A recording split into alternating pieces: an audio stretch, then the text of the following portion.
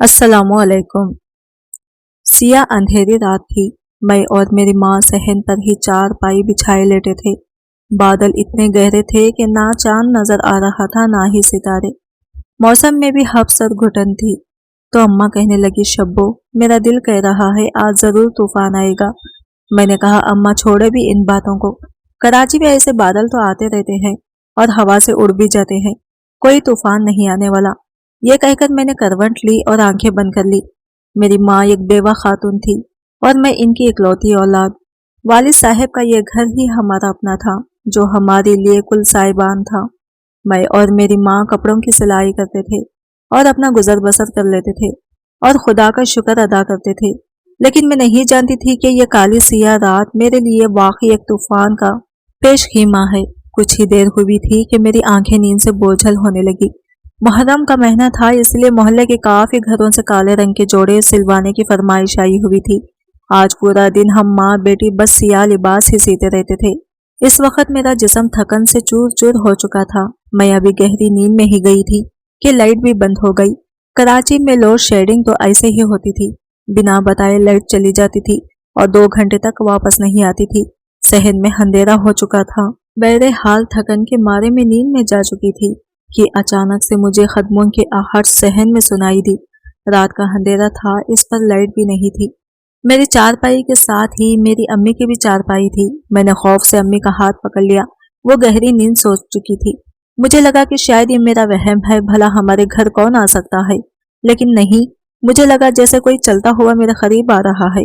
जाने क्यों मेरा दिल जोरों से धड़कने लगा। मेरे सारे गुमान और अंदेशे सच साबित होने लगे थे। मेरी समात धोखा नहीं खा सकती थी। वाकई सहन में कोई था। कदमों की छाप जैसे जैसे मेरे करीब आ रही थी, खौफ से मेरी जान निकल रही थी। कौन था जो हमारे घर में कूदा था और किस लिए? इससे पहले कि मैं आंखें खोलती, एक टॉर्च लाइट की रोशनी थी जो मेरे मुंह पर पड़ी थी। वो शायद दो शख्स थे। एक ने दूसरे से कहा कि अच्छा है, बत्ती भी जा चुकी है, अब जल्दी जल्दी से घर की तलाशी लो, क्योंकि इसकी सरगोशी बहुत धीमे लहजे में की गई थी। लेकिन रात का सन्नाटा, लाइट भी बंद, इस पर खूब अंधेरा। शायद वो लोग मेरे पास ही खड़े होकर बात कर रहे थे। अब तो कोई शक नहीं रहा था, वाकई कोई चोर हमारे घर में घुस आया था। लेकिन हमारे घर में तो चोरी करने के लायक कुछ भी ना था। दोनों की छाप मुझे अपने पास से दूर होती हुई सुनाई दी। वो शायद सहन के सामने बने हमारे वाहिद कमरे में जा घुसे थे। मुझे आहटों की आवाज आने लगी। मैंने अम्मी का हाथ पकड़ के हिलाया, वो उठ गई। इससे पहले कि वो जोर से कुछ बोलती, मैंने इनके मुंह पे हाथ रख दिया। मैंने कहा, अम्मी, घर में चोर घुस आए हैं और हमारे कमरे की तलाशी ले रहे हैं। ये सुनना था कि अम्मी खौफ से कांपने लगी। हमारे घर में कोई मर्द नहीं था, हम सिर्फ 2 औरतें ही थे।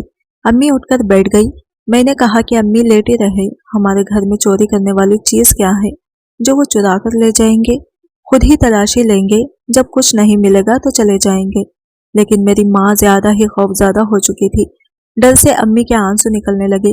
वो रोने लगी धीमे लहजे में। मैं उन्हें रोने से मना कर रही थी कि वो दोनों जवान कमरे में बाहर आ गए। मैं भी उठकर बैठ गई। उन्होंने टॉर्च लाइट की रोशनी हम पर डाली। हम चारपाइयों पर उठ बैठे देखा तो फौरन से तेज कदम उठाते हुए हमारे पास आ गए। हम माँ बेटी की जान इस वक्त हवा हुई जब पिस्टल इसने हम पर तान दी। जो कुछ तुम दोनों की जबान से एक लफ्ज भी निकला तो चल उठ बुढ़िया, जो पैसा जेवर और नखत तुम्हारे पास है जल्दी से मुझे दो। मेरी माँ तो हाथ जोड़कर इनकी मिन्नत समाजत करने लगी कि हमारे पास कुछ नहीं है बेटा, खुदा के लिए जैसे आए हो वैसे ही चले जाओ। हम तो दोनों बहुत गरीब माँ बेटी हैं, लोगों के कपड़े सिलाई करके अपना पेट पालती हैं। दोनों नौजवान ने रुमाल से अपने चेहरा छुपा रखे थे। एक ने दूसरे से कहा, छोड़ो यार, वापस चलते हैं। पूरा कमरा तो तुमने छान मारा है, एक पाई तो मिली नहीं हमें। लेकिन जिसने पिस्टल तानी थी, इसकी नजरें मुसलसल मुझ पर थी। टॉर्च भी इसी के हाथ में थी। मेरी माँ ने जब दूसरे नौजवान को अपनी तायद में बोलते सुना तो कहने लगी, हाँ हाँ बेटा, खुदा के लिए चले जाओ, हम गरीबों के पास कुछ नहीं है। लेकिन जिसके हाथ में पिस्टल थी, वो नौजवान मेरी माँ के करीब होकर कहने लगा, बुढ़िया, अब तक 40 घरों की चोरी कर चुका हूँ मैं, और आज तक कभी ऐसा नहीं हुआ कि खाली हाथ लौटूं। मेरे धंधे का ये उसूल ही नहीं है। आज तो मुझे अपने घर से पैसे और जेवर निकाल के देगी। या फिर ये कहकर इसने कमीनगी से कह कका लगाया, फिर पलटकर मेरी चारपाई के पास आया। मैं खौफ के मारे जरा सा पीछे हटी थी। इसने मेरे हवा से उड़ती लट को अपने पिस्टल से मेरे चेहरे के पीछे करके कान के पीछे आंसा था। कहने लगा, ورنہ تیری یہ بیٹی اس رات کی قیمت چکائے گی۔ یہ سننا تھا کہ میری ماں کی دبی دبی چیخیں بلند ہوئی تھی۔ میری ماں رونے لگی۔ مجھے لگا کہ جیسے آسمان میرے سر پر گر گیا ہو یا میرے جسم سے کسی نے میری روح کھینچ لی ہو۔ میری ماں ان کے سامنے ہاتھ جوڑنے لگی، کہنے لگی نانا بیٹا ایسا کچھ مت کرنا، میری بچی بڑی معصوم ہے، اسے کچھ مت کہنا، میں تمہیں دیتی ہوں پیسے۔ یہ کہہ کر میری ماں کھڑی ہو گئی۔ وہ شخص خباثت سے ہنسنے لگا، اپنے ساتھی کو کہنے لگا دیکھ لیا تو نے، بڑھیا نے بڑا کچھ چھپا کے رکھا ہے، دکھتی رگ پر ہاتھ رکھو تو سب کچھ باہر آ جاتا ہے، سیکھو مجھ سے کچھ، آگے تمہارے کام آئے گا۔ یہ بس ساری غربت دکھانے کے لیے ہوتی ہے۔ ان کی مثال تو ایسی ہے کہ ہاتھے کے دان کھانے کے اور دکھانے کے اور۔ یہ کہہ کر اس پسٹول والے شخص نے میری ماں کو بازو سے پکڑا اور آگے کی طرف ڈھکیلا، پیچھے ٹارچ مارنے لگا، کہنے لگا بڑھیا جو کچھ ہے جلدی سے نکال۔ میں یہ سن کر کچھ پریشان اور حیران بھی تھی کہ امی کے پاس پیسے کہاں سے آئے۔ جو کچھ بھی ہم کماتے تھے مہینے میں ہمارا خرچ ہو جاتا تھا۔ شاید میری ماں نے کچھ جوڑ توڑ کر کے میرے لیے پیسے جمع کر رکھے ہوں گے جس سے اب یہ لوگ لے جائیں گے۔ ایک شخص میرے سر پر کھڑا رہا اور دوسرا میری ماں کو کمرے میں لے گیا۔ کچھ دیر بعد ہی میری ماں واپس آئی تھی۔ وہ آدمی ایک چھوٹی سی لوہے کی سندوش کے ہاتھ میں پکڑے باہر آیا تھا۔ آ کر اپنے ساتھی سے ہنستے ہوئے کہنے لگا دیکھ لیا تم نے اس غریب عورت نے کہاں اپنے خزانے چھپا کر رکھے تھے، ارے کمرے کے کونے کی مٹی کھودی تو یہ سندوش کی نکالی۔ بڑا کچھ ہوتا ہے ان غریبوں کے پاس۔ مجھے اس شخص کی سوچ پر افسوس سا ہوا تھا۔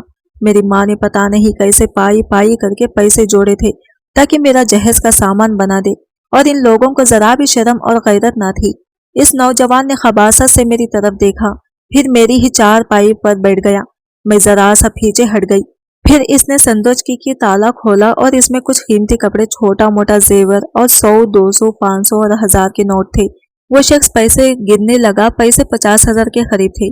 کپڑوں کو تو اس نے ہاتھ نہیں لگایا، لیکن پیسے اور زیور اس نے اپنے دوست سے کہا کہ اسے اپنی جیب میں ڈال لو۔ اس کے ساتھ ہی نوجوان نے وہ پیسے اس کے ہاتھ سے لیے اور جیب میں ڈال لیا۔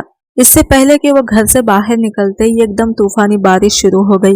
اچانک سے ہونے والی بارش نے چند لمحوں میں ہی ہمیں بھگو کے رکھ دیا تھا۔ اس نوجوان کے ساتھی نے کہا کہ یہ تو بہت طوفانی بارش ہے، اس طوفانی بارش میں باہر نکلنا خطرے سے خالی نہیں ہے۔ آسمان پر بجلی چمک رہی تھی اور بادلوں کی گرج بہت تیز تھی۔ ہم ماں بیٹی پورے کے پورے بارش میں بھیگ چکے تھے۔ ایک نوجوان نے کہا کہ آپ دونوں کمرے میں چلے جائیں، ہم باہر بیٹھ جاتے ہیں، جیسے ہی بارش ختم ہوگی ہم چلے جائیں گے۔ جیسے ہی میں اور میری والدہ کمرے کی طرف بڑھنے لگے، دوسرے نوجوان نے میرا بازو پکڑ لیا۔ وہ نوجوان دونوں میں کچھ زیادہ ہی خبیث اور بے حس تھا۔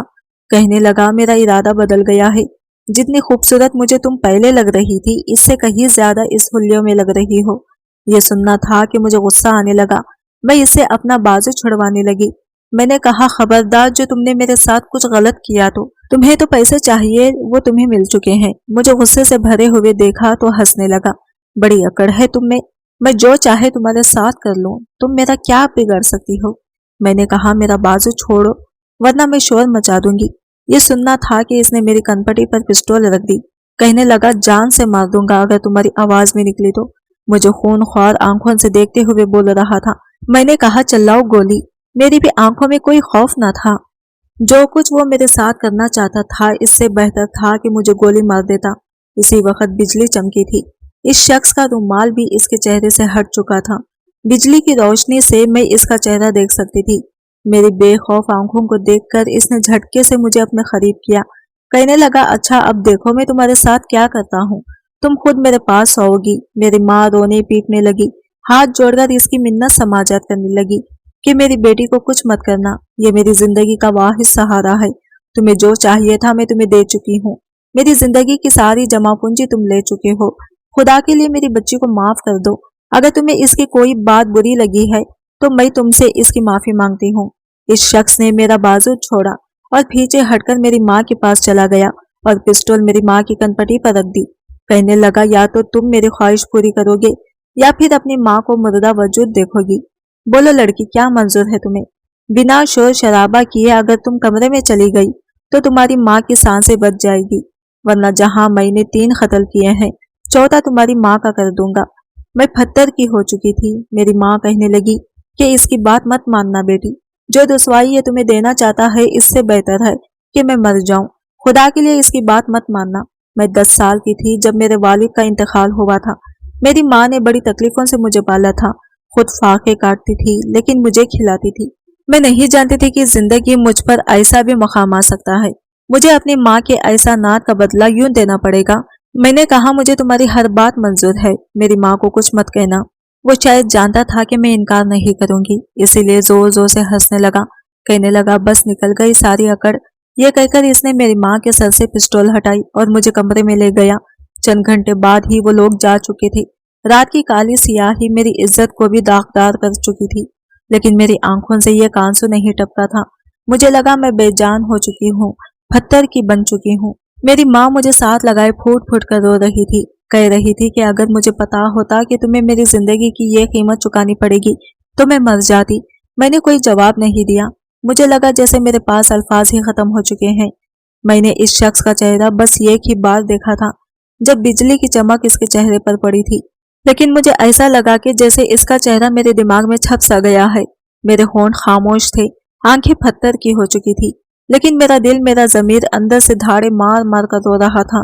میرے دل سے اس کے شخص کے لیے بد دعائیں نکل رہی تھی۔ کالی رات کا اندھیرا تو صبح کی سورج نے روشنی میں بدل دیا تھا، لیکن میری قسمت کی سیاہی شاید کبھی نہیں مٹ سکتی تھی۔ لیکن میرے پاس میری ماں کے علاوہ اور کوئی نہ تھا۔ صبح میری ماں بخار سے پھنک رہی تھی اور مسلسل روئے جا رہی تھی۔ میں نے کہا خدا کے لیے امی کیوں خود پر ظلم کر رہی ہیں؟ جو کچھ ہوا اسے برا خواب سمجھ کر بھول جائیں۔ اندر سے ٹوٹ تو میں بھی چکی تھی، لیکن اگر اپنی ماں کو حوصلہ نہ دیتی شاید وہ مر جاتی۔ جو کچھ ہم پر بیتا تھا وہ غم کچھ کم نہ تھا، لیکن میری ماں کو پتا نہیں کون سا غم کھایا جا رہا تھا۔ کہنے لگی کہ نہیں، میں جینا ہی نہیں چاہتی، مجھ سے یہ ذلت برداشت نہیں ہو سکتی۔ میں نے کہا یوں مت کہیں، میں کس کے سہارے جیوں گی؟ وقت ہر غم کا مداوت ہوتا ہے۔ چند دن گزرنے کے بعد میری ماں رو رو کر سنبھل گئی، لیکن شاید یہ آزمائشوں کا سلسلہ تھا جو ختم ہونے کے بجائے ہمارے لیے بڑھتا ہی جا رہا تھا۔ ہم نے دوبارہ سے سلائی شروع کر دی اور اس بات کا ذکر کبھی کسی سے نہیں کیا کہ ہم پر وہ رات کیسے قیامت بن کے ٹوٹی تھی۔ اب ایک ماہ ہی گزرا تھا کہ میری طبیعت خراب ہونے لگی، میرا سر چکرانے لگا، جی متلانے لگا۔ یہ سب دیکھ کر تو میری ماں کی ہوش اڑ گئی۔ ابھی ڈاکٹر کے پاس لے کر نہیں گئی تھی، گھر پر ہی اس بات کی تصدیق کی اور وہی خبر نکلی جس کا ڈر تھا، میں امید سے ہو چکی تھی۔ میری ماں پھوٹ پھوٹ کر رونے لگی، دھاڑی مارنے لگی، کہنے لگی کہ اب یہ بات کسی سے بھی چھپی نہیں رہے گی۔ میں نے کہا اماں میرا آپریشن کروا دیں۔ وہ کہنے لگی کہ ہاسپٹلوں میں آج کل بڑی سختی ہے، ڈاکٹر کبھی بھی یہ کام نہیں کریں گے، اگر مان بھی گئے تو بہت پیسے مانگیں گے، اور میرے پاس اتنے پیسے دینے کے لیے نہیں ہے۔ مجھے اپنے وجود سے گھن آنے لگی تھی، نفرت سی ہونے لگی تھی۔ میں تو اب تک اس شخص کا چہرہ تک نہیں بھولی تھی، چاہ کر بھی نہیں بھولی تھی، اور اس پر ستم یہ کہ اسی کے ناجائز بچے کی ماں بننے والی تھی۔ بہرحال گھریلو جتنے بھی ٹوٹکے تھے میری ماں نے کر لیے تھے کہ شاید یہ بچہ ضائع ہو جائے، لیکن ہر بار ناکام تھا۔ انہی دنوں محلے کی ایک بار پڑوسن ہمارے گھر آ گئی۔ امی نے اسے میرے لیے ایک مناسب رشتے کا بہت پہلے سے کہہ رکھا تھا۔ وہ میری اماں سے کہنے لگی کہ میرے پاس ایک رشتہ ہے، وہ شخص بہت نیک اور پارسا ہے، مسجد کا مولوی ہے، لیکن اس کی کمائی اچھی ہے، لیکن وہ مدرسہ بھی چلاتا ہے، کہوں تو تمہاری بیٹی کے لیے بات کروں؟ میری ماں نے اس سے زیادہ کچھ سنا ہی نہیں اور فوراً سے حامی بھر دی۔ وہ کہنے لگی کہ مولانا صاحب کو نکاح 8 دن میں چاہیے۔ میری ماں نے اس بات پر بھی اعتراض نہیں کیا اور میں اپنی ماں کی شکل دیکھنے لگی۔ اس عورت کے جاتے ہی میں نے کہا کہ امی آپ جانتی ہیں میں کس حالت میں ہوں۔ امی کہنے لگی کہ میرے پاس کوئی دوسرا راستہ نہیں ہے تمہارا گناہ چھپانے کے لیے۔ تمہاری شادی ہو گئی تو کسی کو بھی کچھ خبر نہیں ہوگی اور اس بچے کو بھی باپ مل جائے گا۔ شاید اللہ نے یوں ہی پردہ ڈالنا ہو، اسی لیے تم شادی سے انکار مت کرو۔ میں بھی چپ ہو گئی۔ 8 دن بعد میں دلہن بنی بیٹھی اپنے کمرے میں تھی جب مولانا صاحب آئے اور اعجاب و قبول ہوا۔ پھر میری ماں نے مجھ پر بڑی سی چادر اڑا دی اور میں اپنے گھر سے اپنے شوہر کے ساتھ رخصت ہو کر اس کے گھر آ گئی، لیکن میرے دل میں بہت خوف تھا، ہو سکتا ہے وہ میری سچائی کو جان جائے، پھر تو شاید وہ دھکے دے کر مجھے اپنے گھر سے نکال دے گا۔ لیکن جیسے ہی ٹیکسی ایک گھر کے سامنے کھڑی ہوئی، گھر کے باہر تالا لگا ہوا تھا۔ میں تو یہ بھی نہیں جانتی تھی کہ جس سے میری شادی ہوئی ہے اس کے گھر میں کتنے افراد ہیں اور کون کون ہیں، اور نہ ہی میں نے ابھی تک اپنے شوہر کو دیکھا تھا۔ اس نے گھر کا تالا کھولا، کہنے لگا کہ میں اکیلا ہی گھر پر رہتا ہوں۔ میں اس کے ہمراہ ہی اس کے گھر میں داخل ہو گئی، اس کے کمرے میں گئی۔ اس نے مجھے بیڈ پر بٹھایا اور کمرے کا دروازہ بند کر دیا۔ मैं कमरे में बैठी सोच रही थी कि मैं झूठ से अपनी जिंदगी की इब्तिदा नहीं करूंगी। मेरा शौहर मेरे सामने बैठ गया। मैं सोच चुकी थी कि ये कड़वा घूंट भर लेना ज्यादा बेहतर है, लेकिन हो सकता है कि वो मेरी तकलीफ और मजबूरी को समझ सके। जैसे ही इसने मेरी चादर का घूंघट पीछे किया, इसे देखकर तो मेरा रंग फिक हो गया था। जितनी हैरत से मैं इसे देख रही थी, इतनी ही हैरत से वो भी मुझे देख रहा था। वो मेरे बाप की उम्र का शख्स था, 50 साल के लगभग इसकी उम्र थी।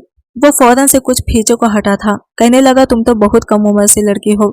मैंने तो इस रिश्ते वाली औरत से कहा था कि कोई बेसहारा औरत हो तो बताना। मेरी बीवी को मरे 2 साल हो चुके हैं।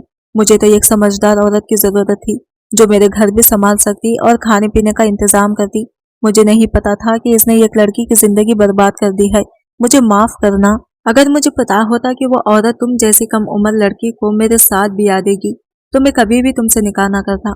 मैंने कहा, कोई बात नहीं, मुझे इस रिश्ते पर और इस निकाह पर कोई एतराज नहीं है। मैं आपकी वैसे ही खिदमत करूंगी जैसा कि आपने सोचकर शादी की है। लेकिन इससे पहले कि आप मेरे साथ कोई भी रिश्ता कायम करें, मैं आपको कुछ सच बताना चाहती हूँ। मेरी बात अभी यही तक पहुंची थी कि बाहर मेन गेट का दरवाजा बड़ी जोर से बंद होने की आवाज आई। मेरा शौहर चौंक सा गया, फिर घड़ी की तरफ देखा, फिर इनके चेहरे के तासरात बिगड़ने लगे। पेशानी पर तेवरी चढ़ी थी। अचानक से हमारा कमरा किसी ने बड़ी जोर से धड़धड़ाया था। लगता है हमारा बेटा आया है। जैसा ही उन्होंने दरवाजा खोला, सामने खड़े इस जवान को देखकर मेरे तो होश ही उड़ गए थे। वो भी मुझे ही देख रहा था और मुझे देखकर आंख झपकना भूल गया था, पत्थर का हो गया था। शौहर ने इससे कहा कि ये तुम्हारी नई माँ है। ये सुनकर तो इसकी रंगत फीक हो गई थी। वो वही नौजवान था जिसने 1 महीना पहले मेरी जिंदगी बर्बाद की थी। मुझे लगा मेरा सर चकरा कर रह गया हो। मैं सोचने समझने के काबिल नहीं रही। वो फौरन से कमरे से बाहर निकल गया। शौहर ने कमरे का दरवाजा बंद किया था। कहने लगा, ये मेरा बेटा है, लेकिन ज्यादातर घर से बाहर ही रहता है। कई बार समझाया है कि कोई काम कारोबार कर लो, लेकिन सुनता नहीं है। दिन रात आवारा लड़कों के साथ घूमता फिरता रहता है। इसे मेरी कोई परवाह नहीं है, वरना मैं अपनी शादी के बजाय इसकी शादी कर देता।